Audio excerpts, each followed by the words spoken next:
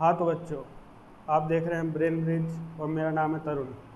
जैसा कि मैंने आपको पिछली क्लास में बताया था कि क्लासेस जल्दी स्टार्ट होगी, तो आज से हमारी क्लासेस स्टार्ट हो चुकी है।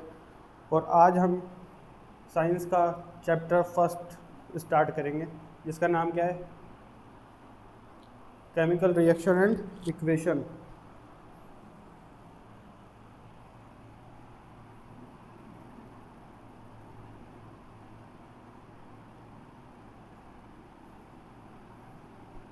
केमिकल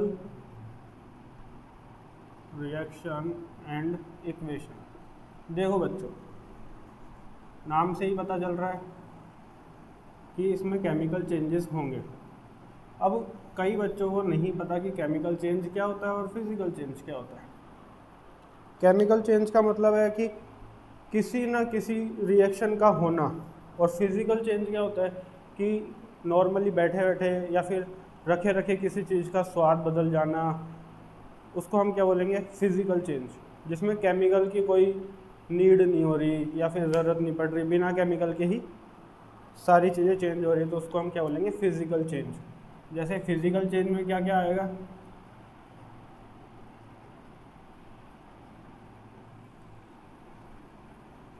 एक होता है फिजिकल चेंज, एक होता है केमिकल चेंज।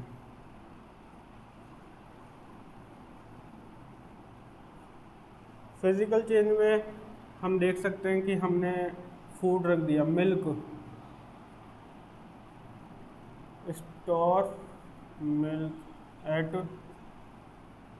हाई टेम्परेचर, तो उसका क्या हो जाएगा? स्वाद चेंज हो जाएगा। क्या हो जाएगा? स्वाद चेंज हो जाएगा। बर्निंग ऑफ कैंडल देख लो,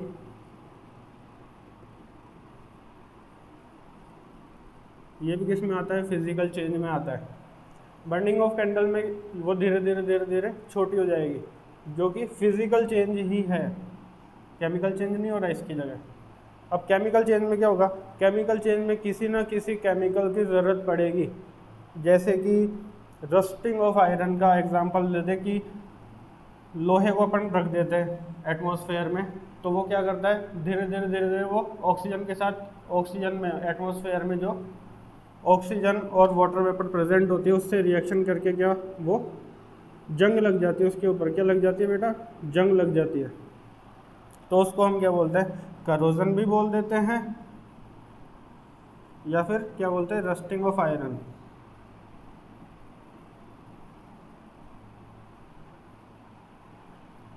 चलो अब आगे हम पढ़ेंगे कि ये चीज़ स्टार्ट कैसे हुई। केमिकल चेंज, फिजिकल चेंज हमें पता चल गया। अब हम इसमें आगे क्या देखेंगे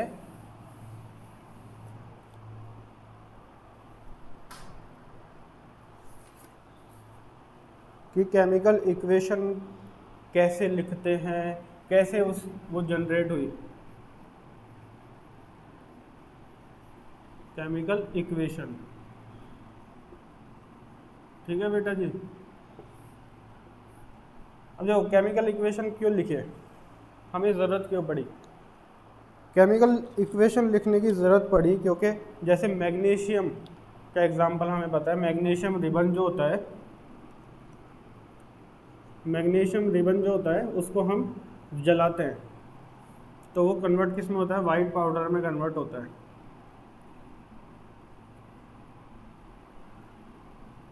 बर्न्स इनटू एटमॉस्फेयर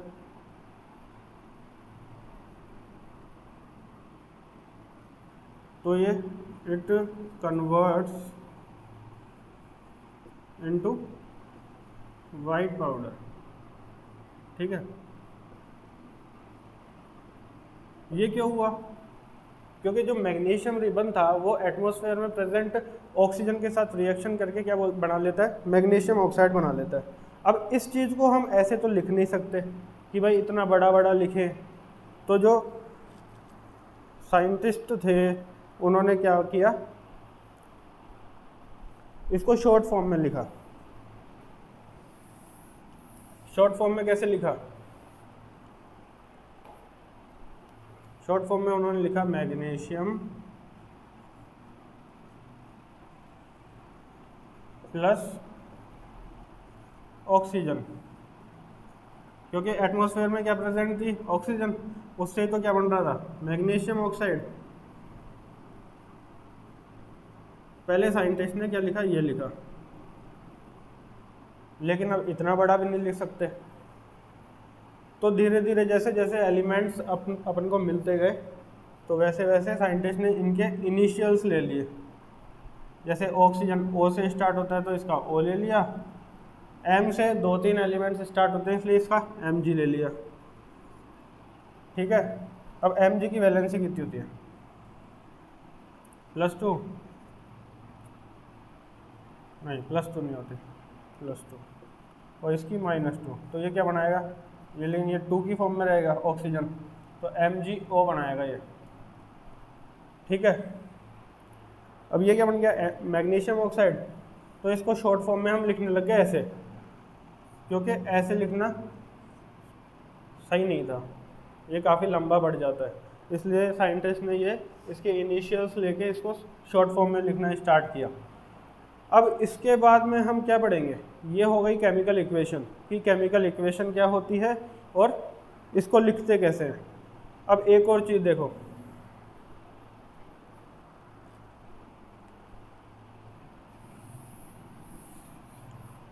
इसके अंदर हमने क्या लिखा, मैग्नीशियम प्लस ऑक्सीजन। तो केमिकल इक्वेशन जो है वो 2 चीज़ों से मिलके बनी है, किस किस से, इससे और इससे, इन दोनों को मिला के तो केमिकल इक्वेशन बोल रहे हैं अपन। तो इसको क्या बोलेंगे बेटा, रिएक्टेंट। रिएक्टेंट किसको बोलते हैं, जो रिएक्शन में पार्टिसिपेट कर रहा है, सब्सटेंस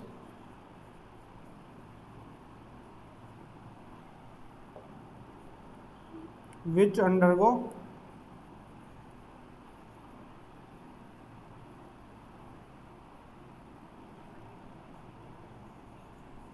into chemical change।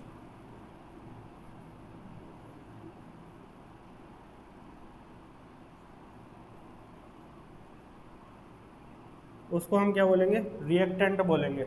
और इसको क्या बोलेंगे, जो बना उसको क्या बोलेंगे, प्रोडक्ट। ठीक है,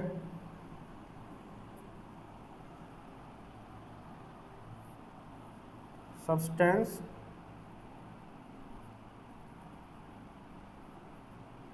which made after the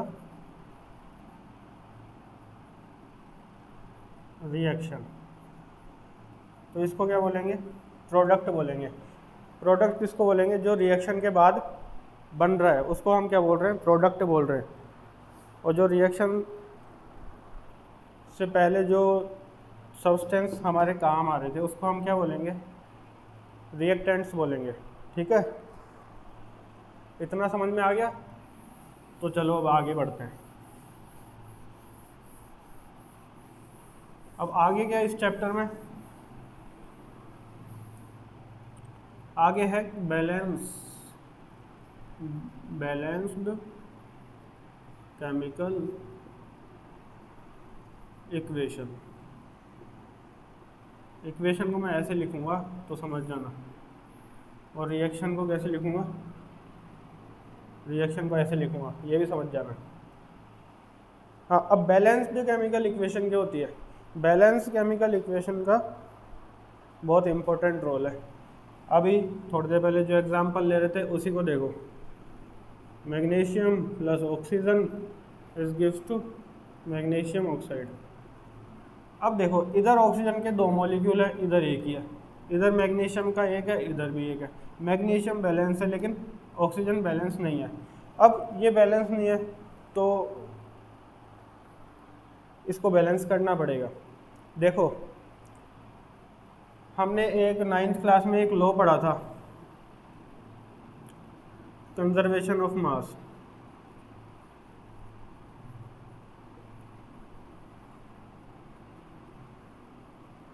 उसमें क्या था, mass can neither be created nor be destroy.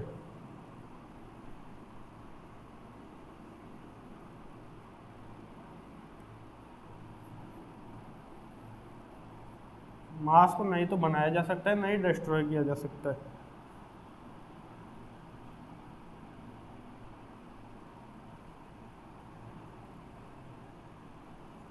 तो देखो इस लॉ के हिसाब से हमें क्या होना चाहिए कि इधर जितना मास आ रहा है काम में उधर उतना ही बनना चाहिए, ठीक है, बनना चाहिए।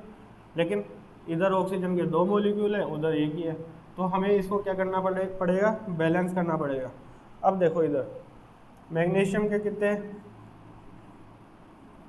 मॉलिक्यूल थे, 1 था पहले, रिएक्टेंट के टाइम पे 1 था और प्रोडक्ट के टाइम पे भी 1 है, ठीक है। और ऑक्सीजन के इधर 2 थे और इधर एक ही बन रहा है। तो इसको क्या करेंगे अपन, इधर 2 करना पड़ेगा, तो इसको 2 से मल्टीप्लाई करेंगे, तो ठीक है कर देते हैं। इसको 2 से करेंगे तो ये लो 2 से कर दिया। लेकिन अब इधर mg के कितने हो गए, 2 हो गए, तो इधर भी mg को क्या करना पड़ेगा, इधर इसको 2 करना पड़ेगा, तो इधर भी कर दिया। तो इधर देखो mg के 2 मॉलिक्यूल हो गए, इधर भी mg के 2 मॉलिक्यूल हो गए, इधर ऑक्सीजन के 2 मॉलिक्यूल, इधर भी ऑक्सीजन के 2 मॉलिक्यूल। मतलब अब ये क्या हो गई, बैलेंस केमिकल इक्वेशन हो गई। क्या हो गई, बैलेंस केमिकल इक्वेशन। अब ये समझ में आ गया आपको। चलो दूसरा एग्जांपल लेते हैं।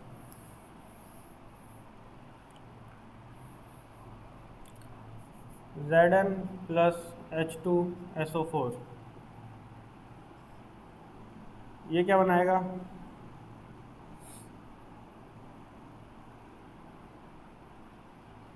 ZnSO4 प्लस H2, ठीक है।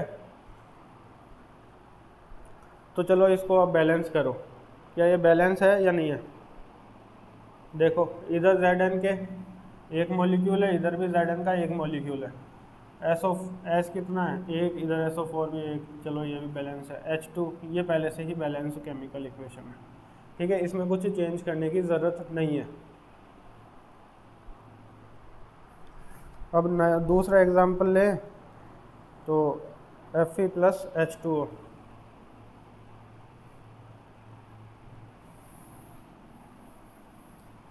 क्या लेंगे, Fe प्लस H2O, क्या बनाएगा बताओ, क्या बनाएगा,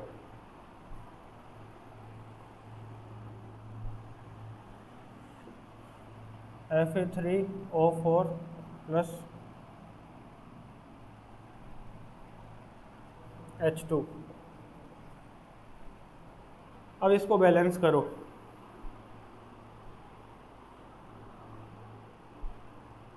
चलो इसको बैलेंस करते हैं। इधर Fe के कितने मॉलिक्यूल,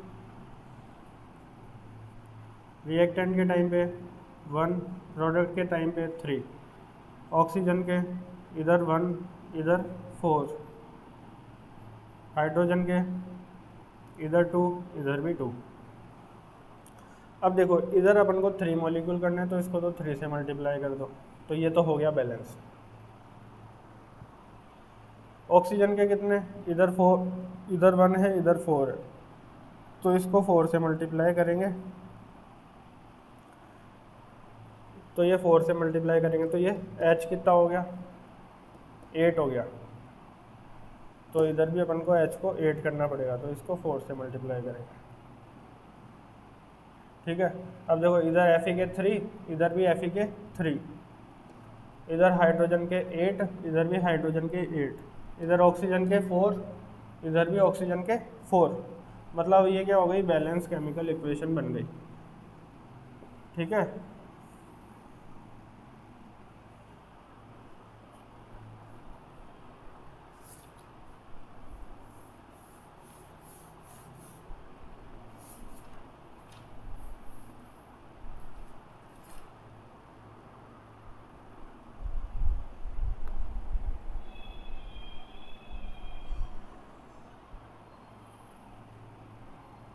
अब अपन क्या पढ़ेंगे, टाइप्स ऑफ रिएक्शन। इसमें नेक्स्ट टॉपिक क्या है, टाइप्स ऑफ रिएक्शन का।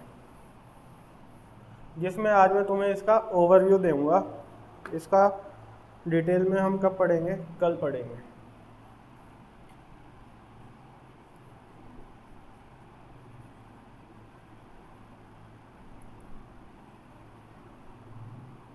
टाइप्स ऑफ रिएक्शन में हम क्या क्या पढ़ेंगे? First, decomposition reaction.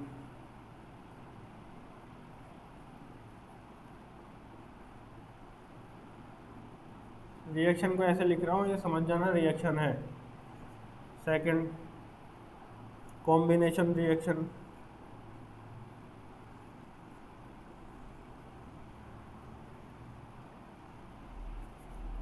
Third,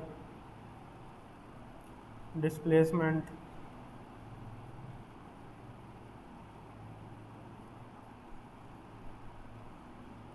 fourth, double displacement.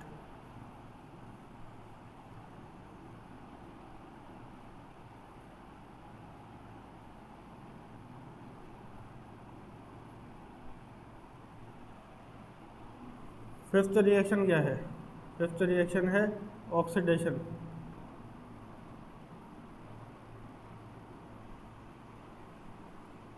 Sixth, reduction reaction.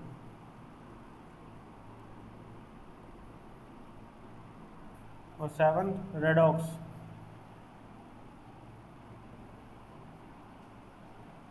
इसके इनको खत्म हो गए।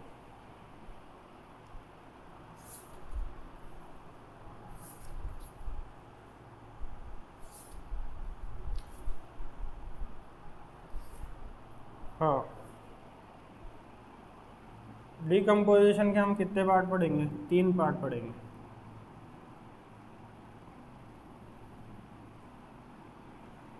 तीन पार्ट कौन से होंगे कि एक में तो हम डीकम्पोजिशन का मतलब पता चल रहा है तुम्हें कि एक चीज़ होगी वो 2 या 2 से ज़्यादा टुकड़ों में टूट जाएगी, ठीक है, उसको हम क्या बोल देंगे? Decomposition reaction. अब वो किस किस चीज़ से टूटेगी? एक तो सनलाइट के प्रेजेंस में ही टूट जाए, या फिर हीट करने पे टूटे। थर्ड पार्ट क्या होगा? इलेक्ट्रिसिटी देने पे टूटे। तो इसके हो गए 3 पार्ट, ठीक है। कॉम्बिनेशन रिएक्शन, जिसका भी नाम से पता चल रहा है कि किसी 2 या 2 से ज़्यादा चीज़ों को हम क्या करेंगे? कंबाइन करेंगे। कॉम्बिनेशन किससे बन रहा है? कंबाइन। कॉम्बिनेशन का मतलब क्या हो रहा है? कंबाइन करेंगे, तो इसको हमने क्या बोला? Combination reaction. ये देखो, ये 2 चीज़ों में टूट रही थी, ये 2 चीज़ों को जुड़ के या 2 से ज़्यादा चीज़ों को जुड़ के फिर बनेगी, तो इसको क्या बोल दिए? Combination reaction. डिस्प्लेसमेंट रिएक्शन मतलब इसके अंदर क्या होगा? कोई भी highly reactive element low reactive element को डिस्प्लेस कर देगा, उसकी जगह खुद आके बैठ जाएगा, तो उसको हम क्या बोल देंगे? Double displacement reaction. Displacement reaction, sorry. Double displacement में क्या होगा? डिस्प्लेसमेंट एक का होगा तो उसको बोलेंगे डिस्प्लेसमेंट। अगर 2 एलिमेंट्स एक दूसरे की जगह चेंज कर रहे हैं तो उसको हम क्या बोलेंगे? डबल डिस्प्लेसमेंट रिएक्शन, ठीक है। इसके बाद में पढ़ेंगे ऑक्सीडेशन रिएक्शन, फिर रिडक्शन, और इन दोनों को, जिस रिएक्शन में ये दोनों होंगे उसको हम क्या बोलते हैं? रेडॉक्स रिएक्शन, ठीक है बेटा। तो आज की क्लास यहीं ख़त्म होती है, बाकी का लेक्चर अपन नेक्स्ट क्लास में पढ़ेंगे। इनको अपन डिटेल वाइज पढ़ेंगे नेक्स्ट लेक्चर में। Okay, see you, good night, take care.